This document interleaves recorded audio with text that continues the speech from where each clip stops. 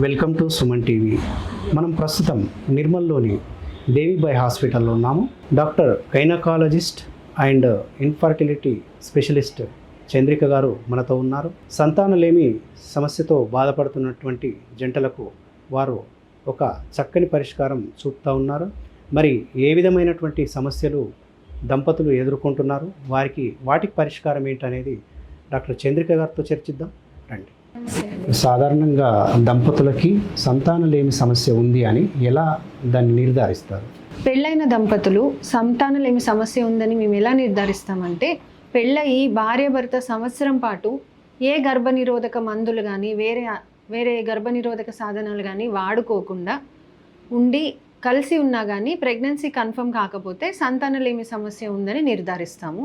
కొన్ని రకాల బేసిక్ టెస్టులు భార్యకి భర్తలకి ఇద్దరికీ చేసి వాటిలో ఏమైనా ప్రాబ్లమ్స్ ఉన్నాయో చూసి దాని ప్రకారం ట్రీట్మెంట్ ఇవ్వడం జరుగుతుంది. కానీ పెళ్ళయి 1 year అండి, ఖచ్చితంగా unprotected intercourse with in 1 year of marital life అంటారు. సంవత్సరం పాటు గర్భనిరోధక సాధనాలు వాడకుండా ఉండి ప్రెగ్నెన్సీ కన్ఫర్మ్ కాకపోతే సంతానలేమి ఉందని తెలుసుకొని మీరు డాక్టర్ని సంప్రదించాలి. సంతానలేమి అంటే పిల్లలు కలగకపోవడానికి కారణం కేవలం ఆడవారేనా? ఇందులో మగవారి ప్రమేయం కూడా ఉంటుందా? ఖచ్చితంగా కాదండి. పిల్లలు కలగకపోవడానికి ఆడవారు మగవారు ఇద్దరిలో లోపాలు ఉండవచ్చు. ఖచ్చితంగా ఒకరి వల్లనే ప్రాబ్లం ఉంది అని డాక్టర్ నిర్ధారించకుండా మనం నిర్ధారణకు రాకూడదు. నార్మల్గా 100 మెంబర్స్ ఇన్ఫర్టిలిటీ కపుల్స్ని తీసుకుంటే అందులో ఆడవారికి ఉండే ప్రాబ్లమ్స్ 30 మందికి ఉంటే ఒక 30 మందికి మగవారి ప్రాబ్లమ్స్, ఒక్కొక్కసారి ఇద్దరిలో ప్రాబ్లమ్స్ ఉండేవి, మిగతా 40% ఉంటాయి. పీసీఓడి అంటే నీటి బుడగల సమస్య ఉన్నవారికి ఆడవారికి సంతానం కలగదా? దీనికి కారణం ఏంటి? పీసీఓడి అనేది ఈ రోజుల్లో చాలా కామన్గా చెప్పాలంటే ఓవర్ డయాగ్నోజ్ అవుతున్న కండిషన్ అండి. ఈ నీటి బుడగల సమస్య ఉన్న ఆడవారికి పిల్లలు కారా అంటే ఖచ్చితంగా అవుతారు. కానీ మనకు అది ఎంత సివియర్గా ఉంది, ఎలా ఉంది, దానికి 3 రకాల ట్రీట్మెంట్స్ ఉంటాయండి. ఫస్ట్ మనం లైఫ్ స్టైల్ చేంజెస్ అంటే వర్కౌట్ చేయడము, ఎక్సర్సైజెస్ చేయడము, మంచి డైట్ తీసుకోవడము, అంటే healthy diet, fruits nuts vegetables ఎక్కువ తీసుకోవడం, జంక్ ఫుడ్ తగ్గించడం, వారంలో కనీసం ఒక 5 రోజుల పాటు 30 minutes ఎక్సర్సైజ్ చేయగలగడం, ఇవి first life style modification and diet changes అంటారు. సెకండ్, వీటితోని సక్సెస్ కాలేదు అని అంటే మనం పీరియడ్స్ ఇర్రెగ్యులర్గా ఉన్నప్పుడు రెగ్యులర్ చేసుకోవడానికి కొన్ని రకాల hormonal pills, ovulation induction drugs వాడుకొని ఎగ్ రిలీజ్ అయ్యేటట్లు చేసుకొని సంతానం కలగడానికి ట్రై చేయొచ్చు. ఇలా ఉన్నా సక్సెస్ కావట్లేదు అని అంటే కొన్ని రకాల ఇంజెక్షన్స్తో ట్రై చేస్తాము. ఇంకా ఎన్ని చేసినా కానీ ఎగ్ అనేది రిలీజ్ అవ్వట్లేదు, అసలు అండమే పెరగట్లేదు, మందులు వాడి ఎగ్ రిలీజ్ అయినా ప్రెగ్నెన్సీ కన్ఫర్మ్ అవ్వట్లేదు అంటే లాప్రోస్కోపిక్ ఓవేరియన్ డ్రిల్లింగ్ అని ఒక సర్జరీ ఉంటుంది. ఈ సర్జరీలో మనం ఈ నీటి బుడగల్ని పగలగొడతాం అన్నమాట. దీని తర్వాత సక్సెస్ ఛాన్సెస్ ఇంకో ట్రిపుల్ ఉంటాయి. మగవారిలో వీర్యకణాల సంఖ్య తక్కువగా ఉంటే పిల్లలు కలగరా? మరి వీర్యకణాల సంఖ్య పెరగడానికి ఎలాంటి ఆహారం తీసుకోవాలి? మీ దగ్గర ఉన్నటువంటి ట్రీట్మెంట్ ఏంటి? వీర్యకణాలు తక్కువ ఉండడం అంటే ఆలిగోస్పర్మియా లేదా ఆలిగో అస్థినో టెరటోజూస్పర్మియా అంటే సివియర్ ఓట్స్ అంటారు. ఇలా వీర్యకణాలు తక్కువగా ఉంటే పిల్లలు కారా అంటే వీర్యకణాలు ఇంప్రూవ్ చేసుకోవడానికి, వాటి మొటిలిటీ ఇంప్రూవ్ చేసుకోవడానికి మెడిసిన్స్ ఉంటాయండి. అవి వాడుకోవడంతో పాటు హెల్దీ ఆహారం అంటే రెడ్ కలర్లో ఉండే ఫ్రూట్స్ వెజిటబుల్స్, యాంటీ ఆక్సిడెంట్స్ ఎక్కువ ఉండేవి, strawberries, tomato, beetroot, carrot, walnuts, pumpkin seeds, sunflower seeds, almonds ఇలాంటివి తినడం వల్ల వీర్యకణాల కౌంట్ పెరగడంతో పాటు మనకి మొటిలిటీ కూడా పెరుగుతుంది. వీటిలో ఉండే సెలీనియం, జింక్ ఇలాంటి మల్టీవిటమిన్స్, యాంటీ ఆక్సిడెంట్స్ మనకి హెల్ప్ అవుతాయి. ఇంకా వీర్యకణాలు తక్కువ ఉన్నాయి, మొటిలిటీ తక్కువ ఉంది అన్నప్పుడు IUI, IVF లాంటి పద్ధతుల్లో మనం ప్రెగ్నెన్సీకి ట్రై చేయొచ్చు.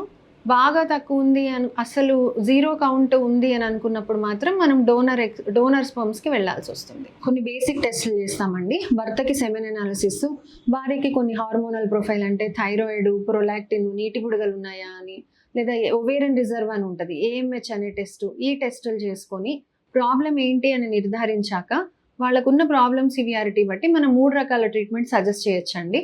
ఫస్ట్ ఇది ఓవ్యులేషన్ ఇండక్షన్, ఇది basic treatment. Ovulation induction and timed intercourse అంటారు. ఇందులో మనము కొన్ని రకాల మెడిసిన్స్తో అండం పెరిగేటట్లు చేసి, అండం ఎప్పుడు పెరుగుతుంది, రిలీజ్ అవ్వడానికి ఇంజెక్షన్స్ ఇచ్చి, ఆ రిలీజ్ అయినప్పుడు టైమ్డ్ ఇంటర్కోర్స్ అంటే ఆ రిలీజ్ అయిన విండో ఉంటుంది, ఓవ్యులేషన్ విండో, ఒక 24 to 36 hours. ఆ టైంలో భార్యాభర్త కలిసి ఉండాలని చెప్పి మేము సజెస్ట్ చేసి 15-20 days తర్వాత ప్రెగ్నెన్సీ టెస్ట్ చేస్తాం. దీన్ని ovulation induction and timed intercourse అంటారు. ఇలా మనం ఒక 2 to 3 months ట్రై చేశాక కూడా సక్సెస్ కావట్లేదు అంటే ట్యూబ్స్ ఓపెన్ ఉన్నాయా లేదా అంటే గర్భసంచి పక్కన ఫెలోపియన్ ట్యూబ్స్ ఈ ఫెలోపియన్ ట్యూబ్స్ బ్లాక్ ఉంటే హెచ్ఎస్జి అనే టెస్ట్ ద్వారా మనకి తెలుస్తుంది. ట్యూబ్స్ బ్లాక్ ఉన్నాయా, ఓపెన్ ఉన్నాయా లేదా చెక్ చేసుకొని తర్వాత మనం ఐయుఐ అనే ప్రొసీజర్కి వెళ్ళొచ్చు. ఐయుఐ అంటే ఇంట్రా యూట్రైన్ ఇన్సెమినేషన్ అంటారు. ఈ ప్రొసీజర్లో ప్రాసెస్డ్ సెమెన్ అంటే భర్త వీర్య కణాలని ప్రాసెస్ చేసి హెల్దీగా మంచి మొటిలిటీ ఉన్న స్పర్మ్స్ని మనమే ఒక చిన్న క్యాథెటర్ ద్వారా భార్య గర్భసంచిలోకి వేస్తాం. దీన్ని ఇంట్రా యూట్రైన్ ఇన్సెమినేషన్ అంటారు. ఇలా ట్రై చేశాక కూడా ఒక 3 to 4 months దాకా సక్సెస్ కాకపోతే అప్పుడు మనం IVF test tube baby suggest చేయాల్సి ఉంటుంది. కుటుంబ నియంత్రణ జరిగిన తర్వాత కూడా సంతానం కావాలనుకున్న వారు తిరిగి సంతానాన్ని పొందే అవకాశం ఉందంటారు. ఫ్యామిలీ ప్లానింగ్ సర్జరీ అంటే ట్యూబెక్టమీ లేదా కుటుంబ నియంత్రణ ఆపరేషన్ చేసుకున్న ఆడవాళ్ళు కొన్ని కారణాల వల్ల ఫస్ట్ బేబీ, సెకండ్ బేబీ చనిపోయో లేకపోతే ఏదైనా ప్రాబ్లంతో మళ్ళీ ప్రెగ్నెన్సీ ప్లాన్ చేసుకోవాలి అని అనుకున్న వాళ్ళకి ఛాన్సెస్ ఉంటాయండి. ట్యూబల్ రీకెనలైజేషన్ లేదా ట్యూబెక్టమీ రివర్సల్ అనే సర్జరీ ఉంటుంది. ఈ సర్జరీలో మనం ట్యూబ్స్ రెండింటిని మళ్ళీ అటాచ్ చేసి తర్వాత ప్రెగ్నెన్సీ కోసం ట్రై చేయొచ్చు. కాకపోతే కొన్ని డిఫరెంట్ ఫ్యాక్టర్స్ ఉంటాయండి ఇందులో. అంటే ఎన్ని సంవత్సరాల క్రితం సర్జరీ జరిగింది, మనకి ఎంత ట్యూబ్ మిగిలింది, ఇవన్నీ చూసుకొని దాన్ని బట్టి మీ డాక్టర్ మీకు ఇంత ఛాన్సెస్ ఉంటాయని చెప్తారు. లేదా second test tube baby IVF in vitro fertilisation, దీనికి మనకి ట్యూబ్స్ ఓపెన్ ఉండాల్సిన అవసరం లేదు కాబట్టి ఐవీఎఫ్ కూడా వెళ్ళిపోవచ్చు. కాకపోతే మనకి ఐవీఎఫ్ అనేది కొంచెం ఎక్కువ ఖర్చుతో కూడుకున్న పని. సో ఫస్ట్ మీరు ట్యూబెక్టమీ రివర్సల్ లేదా ట్యూబల్ రీకానలైజేషన్ సర్జరీ ట్రై చేసి సక్సెస్ కాలేదు అని అంటే ఐవీఎఫ్కి వెళ్ళొచ్చు. ఎండాకాలంలో ఫర్టిలిటీ ట్రీట్మెంట్ సక్సెస్ అవుతుందా అంటారా? ఎంతవరకు సక్సెస్ అవుతుంది? ఇది ఉత్త అపోహ మాత్రమేనండి. ఎండాకాలంలో ఫర్టిలిటీ ట్రీట్మెంట్ సక్సెస్ కాదు అనేది ఏం ఉండదు. నార్మల్గా ఐవీఎఫ్లో అంటే టెస్ట్ ట్యూబ్ బేబీ పద్ధతి చేస్తున్నప్పుడు మనం ఎగ్స్ని, వీర్య కణాలని సపరేట్గా ఒక రిక్వైర్డ్ టెంపరేచర్ అంటే 37 degrees టెంపరేచర్లో మనం స్టోర్ చేస్తాం ఇంక్యుబేటర్స్లో వాటిల్లో. ఎండాకాలంలో బయట టెంపరేచర్ పెరుగుతుంది కాబట్టి ఈ గెమిట్స్ అనేవి ఏవైతే ఈ ఎగ్స్, వీర్య కణాలు అనేవి చనిపోతాయి కాబట్టి ఫెయిల్ అవుతుంది అనే కాన్సెప్ట్ ఉంటుంది. బట్ మనం అలా డైరెక్ట్గా గాలికి వదిలేయమండి గెమిట్స్ని, అంటే స్పర్మ్స్ కానీ ఎగ్స్ కానీ వాటిని వదిలేయం. ఒక కంట్రోల్డ్ టెంపరేచర్ ఉంటుంది మనకి ఇంక్యుబేటర్స్ కానీ ల్యాబ్ కానీ కంట్రోల్ టెంపరేచర్స్లో 37 degreesకి ప్రీసెట్ చేసిన టెంపరేచర్స్లో మనం ఉంచుతాం. సో బయట టెంపరేచర్కి దీనికి సంబంధం లేదు. ఇది ఓన్లీ ఐవీఎఫ్కి మాత్రమే. ఇంకా మామూలు మెడిసిన్స్ వాడుకొని స్కాన్స్ చేసుకొని కలిసి ఉండే భార్య భర్తలు అంటే అది ఆల్మోస్ట్ న్యాచురల్ ప్రెగ్నెన్సీలో కన్సీవ్ అయినట్లే. సో మనం ఓవ్యులేషన్ ఇండక్షన్ ట్రీట్మెంట్ టైమ్డ్ ఇంటర్ కోర్స్కి వెళ్ళేటప్పుడు కానీ ఐయుఐ ఐవీఎఫ్ కానీ ఎండాకాలంలో ఫెయిల్ అవుతుంది అనేది ఉత్త అపోహ మాత్రమే. ఎండాకాలంలో కూడా మిగతా కాలాల్లో ఉన్నంత సక్సెస్ ఛాన్సెస్ ఉంటాయి. సంతానలేమితో బాధపడుతున్నటువంటి జంటలు సాధారణంగా ఒత్తిడికి గురవుతుంటారు. మరి వారికి మీరిచ్చేటువంటి సందేశమే?